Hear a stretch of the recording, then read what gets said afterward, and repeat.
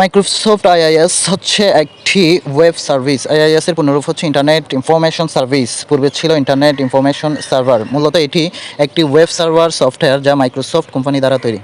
5. Bluetooth কত দূরত্ব পর্যন্ত কাজ করে? উত্তর হবে 10 থেকে 100 মিটার।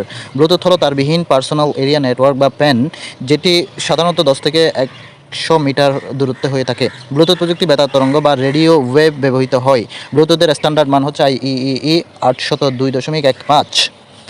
যে কম্পিউটার ভাষায় সব কিছু শুধুমাত্র বাইনারি কোডে লেখা হয় তাকে বলা হয় মেশিন ল্যাঙ্গুয়েজ। ব্যাখ্যা: মেশিন ল্যাঙ্গুয়েজ কম্পিউটারের নিজস্ব ভাষা। মেশিনের ভাষায় ব্যবহৃত বিট 0-1 অর্থাৎ বাইনারি কোড। এই ভাষায় লিখিত প্রোগ্রামকে বলে অবজেক্ট প্রোগ্রাম এবং অন্য যে কোনো ভাষায় লেখা প্রোগ্রামকে বলে উৎস প্রোগ্রাম বা সোর্স প্রোগ্রাম। মেশিন ভাষা প্রথম প্রজন্ম বা ফার্স্ট জেনারেশনের ভাষা, যা 1945 সালে থেকে পরিচিত।